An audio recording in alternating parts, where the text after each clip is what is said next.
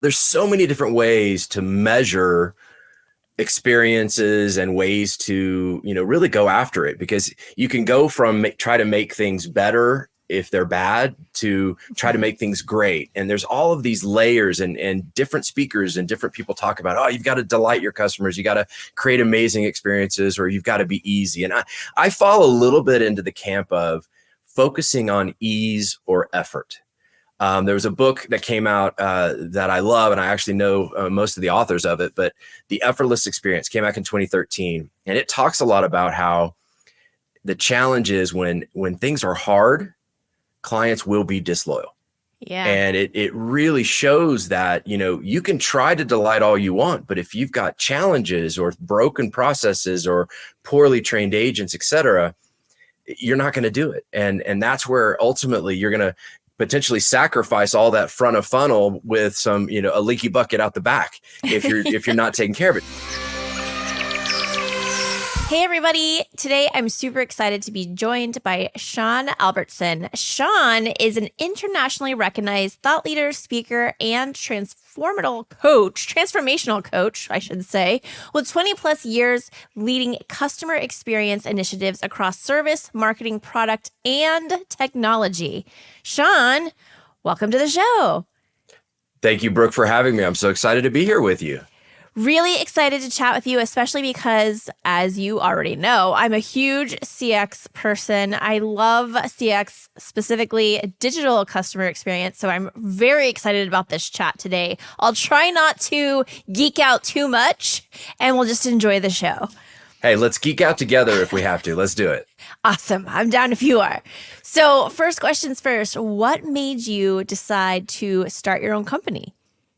Yeah, I mean, you kind of in the intro, I've done CX across organizations from all different parts of the organization, and therefore kind of seeing how everybody looks at experience differently. And one of the challenges I found over my career is it was really hard to get the overall picture and the overall strategy around experience, because there's CX, there's UX, there's BX, brand experience. I'm learning every day new letters in front of the X, like HX, human experience. I mean, it's kind of crazy. Yeah. And I really struggled because I was learning little bits over time. And so what I just decided was, there's a need. And I had the opportunity to write a book and really, launch this business to help organizations understand how all of this fits together, because that's the key. It has to fit together.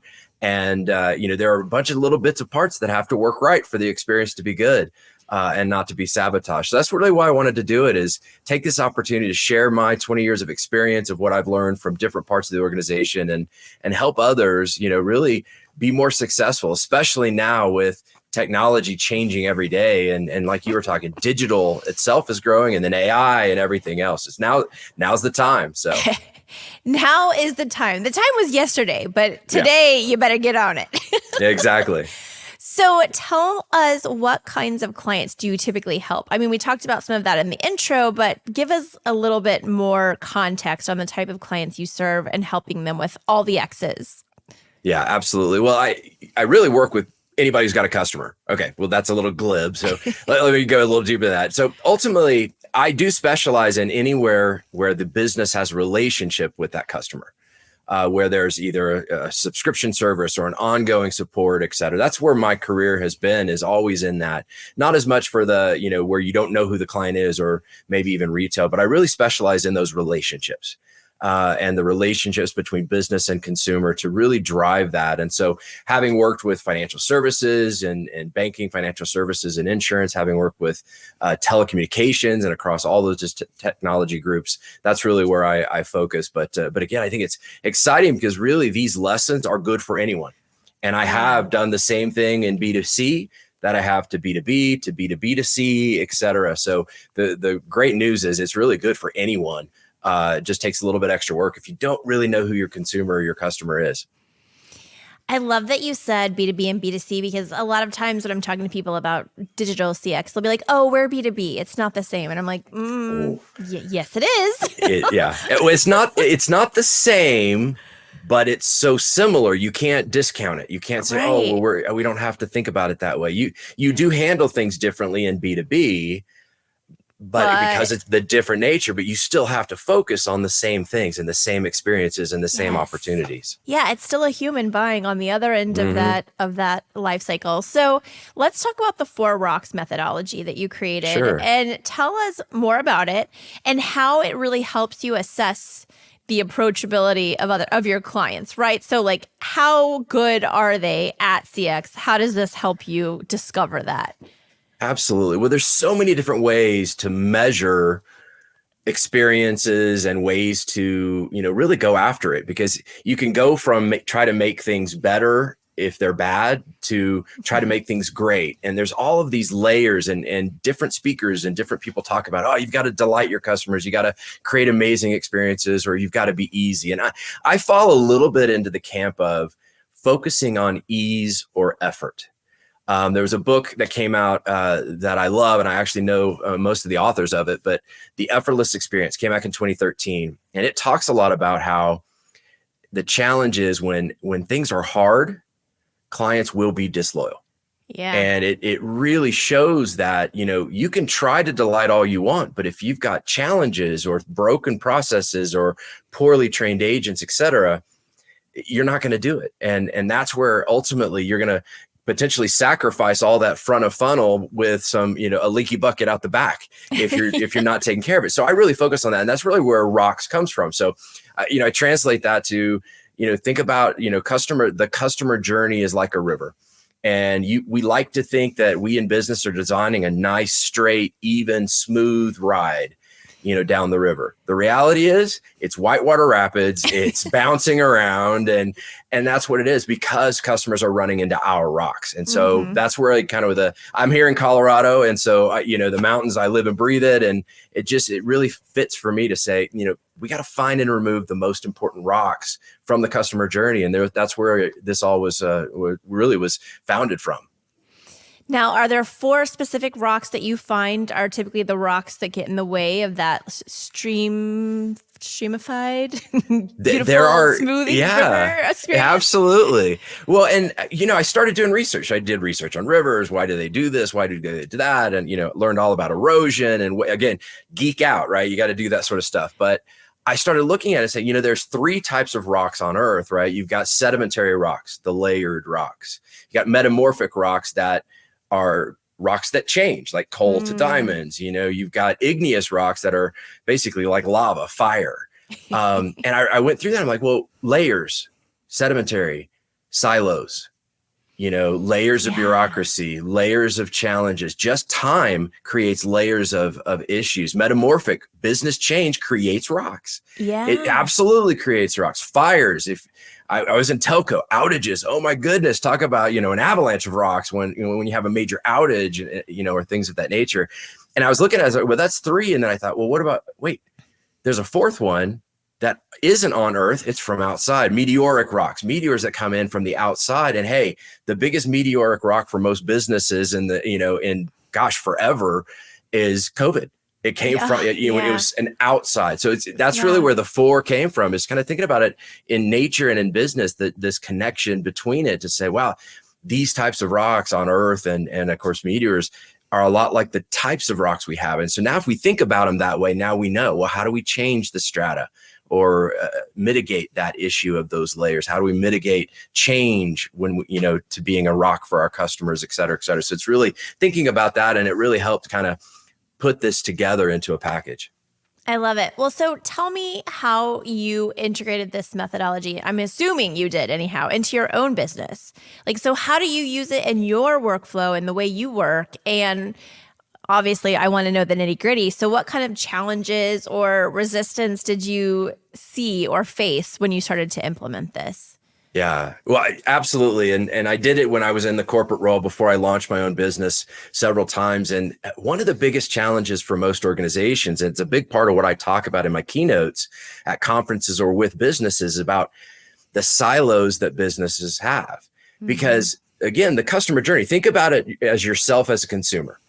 If I want something and I go online and maybe it's hard to find, but I get it done online, that's one thing. Or I call and I get my answer. That's another thing.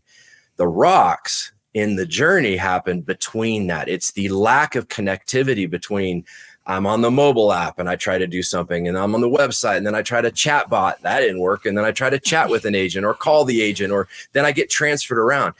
That journey is what frustrates all of us. Well, the reality is, in business, everybody in the organization owns a different part of that. Yeah. Businesses are designed in silos, where a channel has a channel owner, and they're usually actually fighting for more for some of the money and funding from the other channel leads to try to get their priorities done. And it's actually opposite of the way businesses work. So a lot of that pushback was, wait a second, you mean we're going to have to focus on working together and not, but then I don't have control. Well, no. But what you need to do is you need to let go of some of that territory or that control and really make sure you understand the value of working across. Because the second the mindset shifts to thinking less about your channel and more at a journey by journey level, now you can think about, okay, if this is not working online, they're going to call. What's that transition experience? Does the agent know why they're calling before they even pick up the phone? Thinking about it that way, now you're thinking about and you're thinking ahead of where those rocks might be in the planning stage within that. And so it's a very different model of journey mapping. It's more kind of journey orchestration and things like that. Those are some of the terms that are being used now, but it really talks about working together.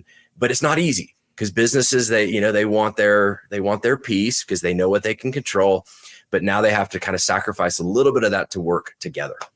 Yeah, I couldn't agree more. In my book, I talk about rocks, but I call them potholes, right? There you go. The lack of a rock, right? right. It's just like a pothole in the journey. And I say on the path to purchase. So if we're thinking about a path, it's not a straight line. There's potholes that you have to fix. And what's funny is I love what you just said, because that's what I say in the book. Like, sometimes what we find through digital media or on social is that, your customers experiencing a bug with an app, and if they're experiencing that bug, we could tell them what the workaround is, or we could tell them like, hey, it's a bug, but really we should go to the developers and smooth out that pothole because you're saving time and money if you don't have to keep answering these questions or dealing with these rocks over and over and over again. And I think that's kind of what you're saying.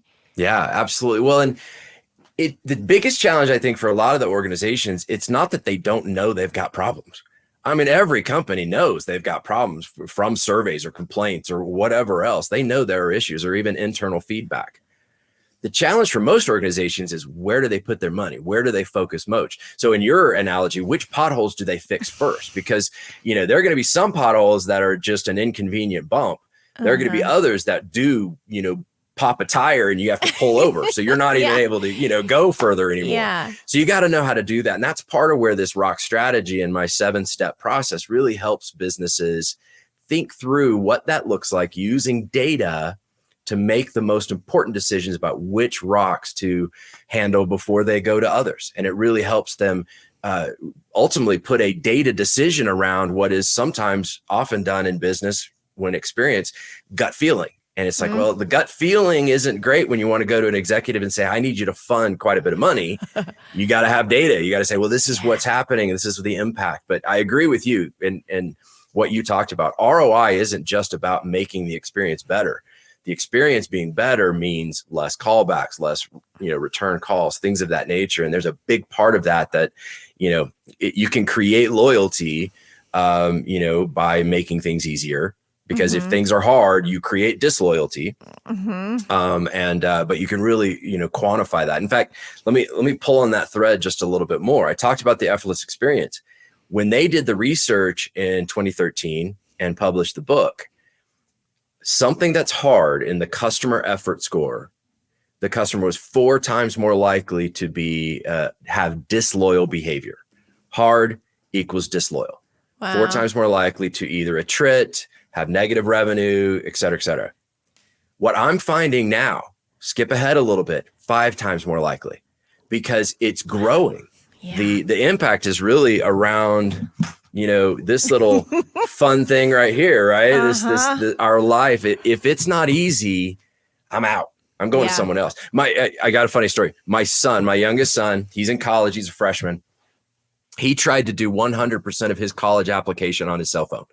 Oh, and when it didn't work, he was like, well, maybe I don't want to go to that school if it's not easy to do on the cell phone. Now, we obviously talked him through that and said, hey, every school is going to be bad because we want you to go to college. Universities are notoriously behind. Yeah. Yes, exactly. Exactly. Yeah. But the next generations are even more about ease. And if something's not easy, they're out. 80% of customers say the experience with your company is as important as products or services you sell. Think about that. 80% say the experience is as important. Way long gone are the days that a great product can make up for bad experiences. That's not even around anymore. Yeah, I couldn't agree more. And I still don't understand why we're even having to say things like this, right? Like people should know this by now. But I want to talk more about red flags since we're on the topic. What are some key indicators within your methodology, right? So you said hard is usually equaling to some sort of like disloyalty moment or a red flag that you might find. So how do you, like if for the people who are listening or watching, what are some, a couple of those red flags or hard places you feel like they should look to see if there is a rock there? Sure, absolutely. When I consult with companies, I ask those kind of questions. Like, what do you look at today? A lot of times the answer is surveys. We run surveys and this is what we look at. And maybe they use the Net Promoter Score from a loyalty perspective. They use overall satisfaction or customer satisfaction index, or maybe they use the customer effort score. Yeah. Surveys is one of those components. It will absolutely find a lot of these challenges if you ask the right questions, but you're only getting a sample of those interactions, the people who want to give you a survey, and it's usually a smaller percentage of those you even try to survey. So my program actually goes back to my days running call centers from an operational standpoint as well. So for instance, operational metrics that we look at in, for instance, contact centers or in businesses all the time, they can also be those red flags. Time on page. From a digital perspective, being too long, from that perspective, obviously digital containment, being able to make sure they finish the process. Obviously, those are more operational metrics used by the digital teams, but they talk to experience as well. Handle time in the contact center.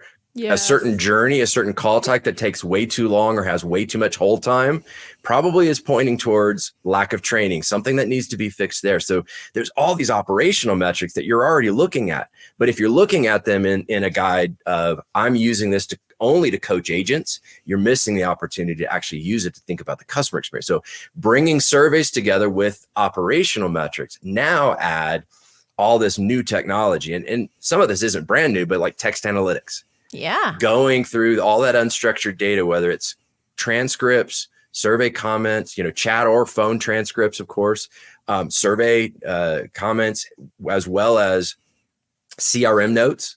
If your agents are taking notes, any of that text now can be used. And when connected to the raw data, give you even more information about the experience and what happened. Things like you can use AI to identify potential sentiment or emotion. Because what I found too in that prediction of disloyal, high effort with negative emotion, double the impact on disloyalty. Because again, if you think about it as a consumer, if I have to call because I have to reset, I'm a little frustrated, but I'm not like emotional. You mess up something with my money and I'm not only, angry because it's hard, I'm also angry, right? And now that I'm almost 10 times more likely to be disloyal because of that event. And so you have to really think through that. And then journey analytics is really kind of that fourth big component, which is today, and a lot of people misinterpret this with journey mapping. Journey mapping is kind of writing down, here's the journey, thinking through it. Journey analytics is literally stitching together the data so that you can see when someone was on the app, then they went to the website, then they went to the chat bot, then they went to chat, then they called us 3 times. That's journey analytics, which is actually looking at all that raw data. So you put all that technology together and use AI to sift through the mass amounts of data you're talking about. Now you can really uncover cohorts, as well as different events that are driving the highest likelihood. And then guess what? You have surveys that are giving you a validity. You can use that same AI to do predicted customer effort score on the rest of the interactions. So now you're using, and you're not just looking at the sampled piece, you're looking at all of that data and using it to drive, again, data-driven decisions about where to focus most. Yeah. Love it so much. And I think AI is going to be a huge help for a lot of CX initiatives. So I want you to, like, you just kind of explained the process so well. Now, can you paint the outcome picture for us? So maybe there's a specific experience or a certain client that you worked with where you kind of helped them, implement this methodology. And then what happened? Like, paint that picture for us. What were some of the outcomes of implementing this methodology within one of your clients or customers? Yeah, well, absolutely. Well, to get an outcome, you got to do something with it. So if you find rocks and then you're like, there are rocks there. All right, I don't know what we're going to do about it, but then that's not going to waste of time. You've got to be prepared to do something about it. And that's where going back to this cross-functional team approach of working with each other to say, all right, when this hands off, we need to make this improvement. So I have one pretty good story that I tell. It was one of the best examples we have, but we were doing, and strangely enough, I call it the rocks report, but we do this rocks report. I talk about it in the book, and it's basically a heat map that kind of shows you where the hot spots, and you run it weekly. Some groups run it monthly, and then you can kind of see where things going, and things move around a little bit, but all of a sudden one report, a specific activity jumped 10 points out of nowhere. It was usually around in the teens, and then all of a sudden it was number 2 with a bullet as far as high effort. Wow. And it jumped, again, going back to it jumped in customer effort score from the surveys. It jumped in lack of resolution that we were tracking via the call queues, and was that customer calling back off. And it jumped in handle time jumped. And then ultimately, so it hit in a couple of these metrics. So now not only did we know that this activity jumped, we knew where it jumped. So we could kind of look at, all right. And the other one was web issues. So we were using text analytics on the phone transcripts to say, when someone talks about an issue with the website, flag it. So that metric we created as well. And so all of a sudden we knew, all right, the website has called a lack of resolution issue that's making things harder. Wow, let's look at it. And almost immediately we could look at it through the data. And then even with a quick conversation with the QA team that listens to calls, they were like, oh, well, yeah, it's not happening a lot, but that, when customers are clicking on this link that they were emailed, it's breaking the process. What we found out very quickly was the marketing team had said, all right, we're going to make things better and easier. We're going to move this email up by 2 days so that it's faster. And then the client will get the email, they'll click the link, and they'll be happy. Well, the problem was they moved it up so early, the link didn't work yet.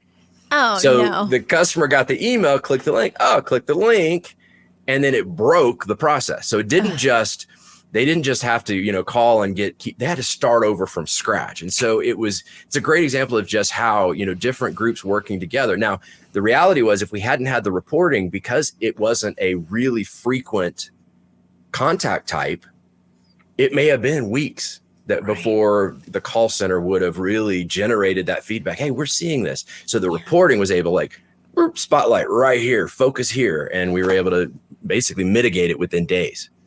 Oh, that's amazing. Well, so tell me this, because now I'm curious. What happens? Okay, so you found this problem. You're telling your client what the marketing team did. And the marketing team's probably feeling a little sheepish.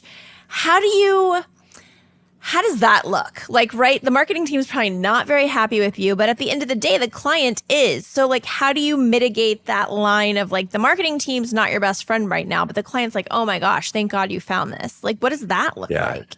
Well, that can be different depending on your culture, et cetera. What we did, though, in advance of this, we were already up and running on what, again, we created these rocks teams, and they were cross-functional teams. We had representation from web, we had representation from call center, and et cetera. We had a pretty good cross-functional team. So they were already engaged. And so it wasn't as much the ability, because of that, wasn't a blame, or it was more of a problem solving. Let's get this fixed. Yeah.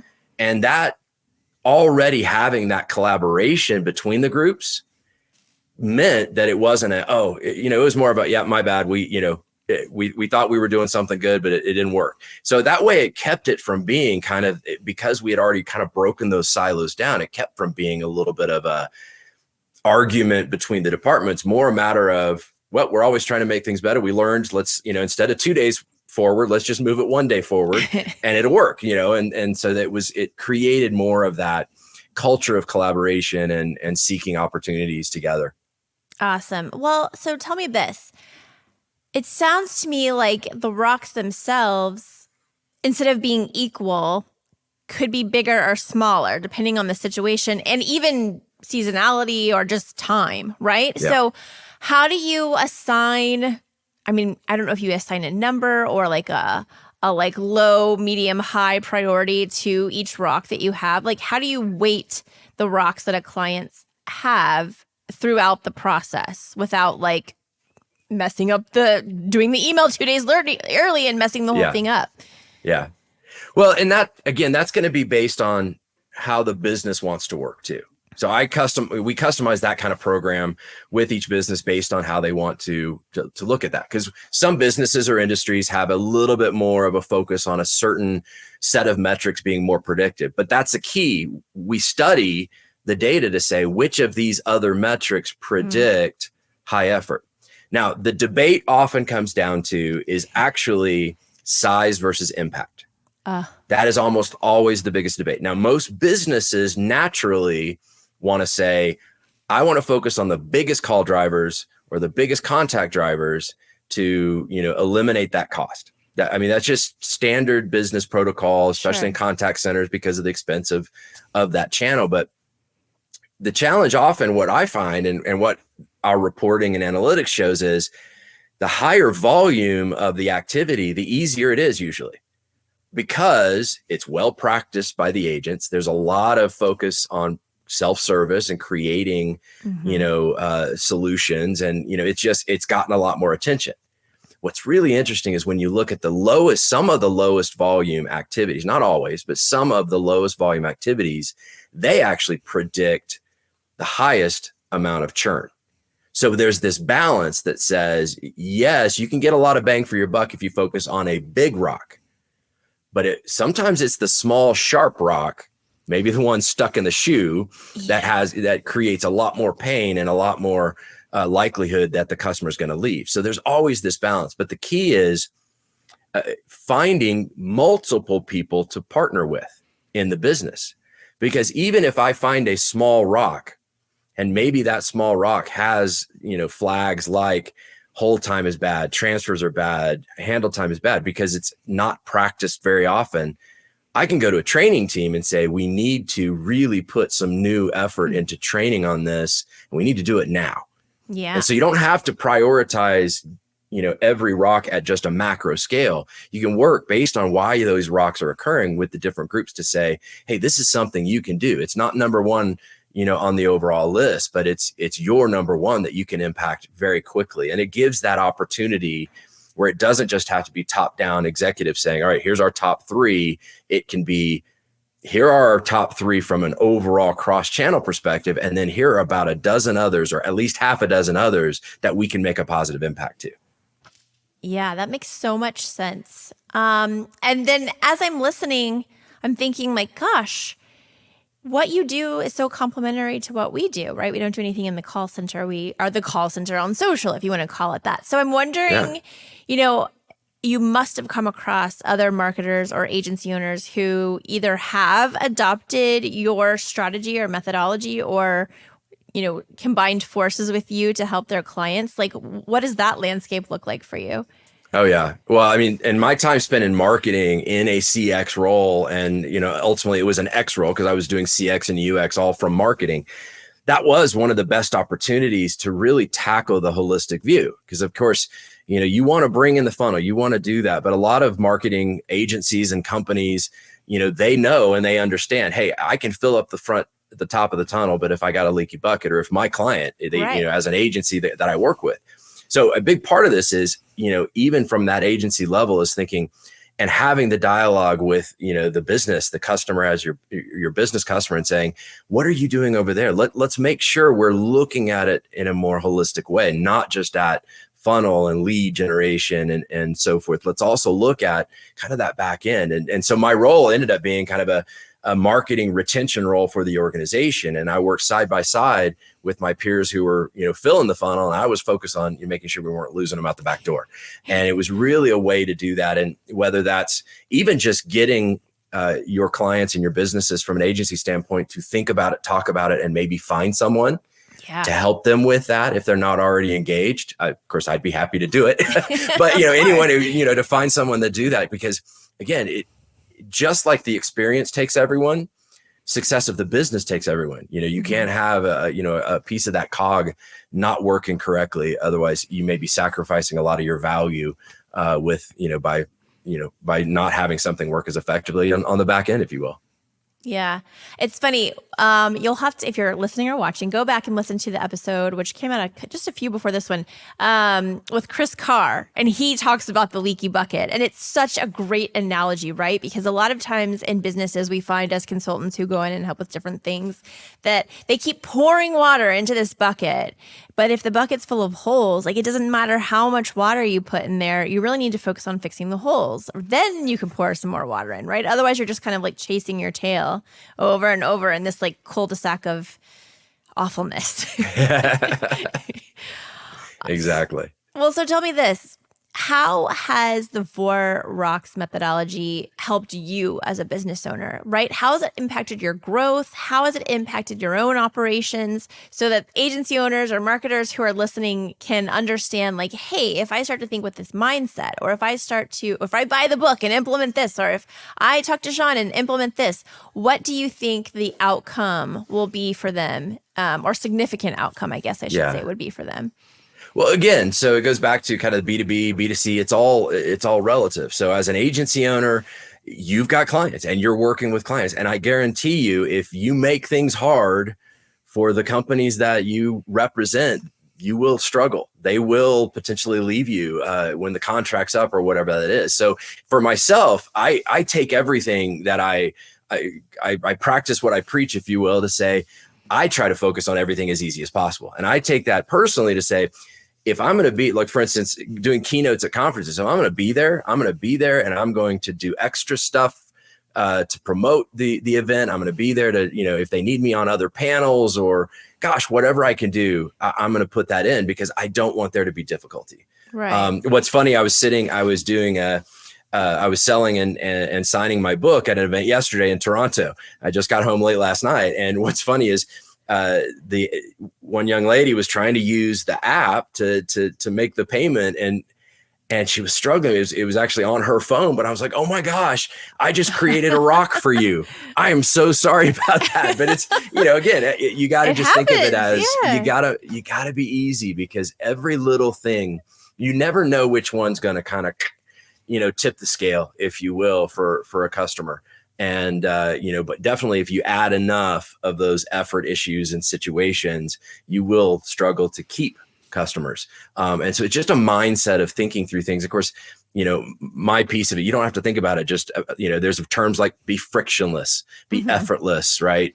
You don't have to just think about remove rocks, or whatever, but it's just thinking that way because, again, we as people are getting more and more focused on our own time and effort. As things get busier or harder or just more complex, you got to focus on ease. And that especially comes true if you have kind of a multi-communication channel with your clients. If you kind of share responsibilities of working with the companies, maybe you have someone that's focused on print marketing or someone else on digital marketing or et cetera. Well, don't let those groups facilitate the silos that can create the same kind of effort problems. Create that environment even with your own agency. Yeah, I agree. It's like we all have to love them or hate them. We all have to try to become Amazon, right? They just made it so frictionless. Yeah. It's like one click and it's at your door like that day or the next day, right? And I know that sounds scary and hard, but if you just keep removing those rocks or filling those potholes or whatever terminology you want to use, you can get to a better frictionless. I would not say like 100% frictionless just because, right? Nobody's perfect and problems arise. Right. But yeah, I love that mantra of just like taking it down by one click, taking the bricks down one by one to make it a little bit easier. Yeah, it will always be there and it's ongoing. So you got to be comfortable in this kind of role to look at and just say, this will never end.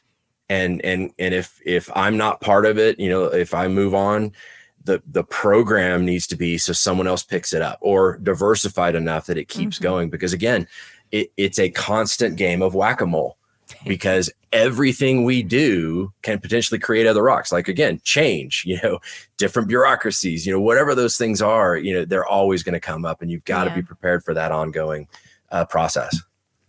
So if I was a marketer or an agency owner who's just starting out, I'm brand new into the game, into the space. It's scary. I'm in that, like, I'm so scared. I'm so happy I made the leap mode, but I'm also really scared. What would you tell them about the 4 rocks? Like, what one stellar piece of advice would you give to this person to help them feel more confident about moving forward in their new journey? Yeah.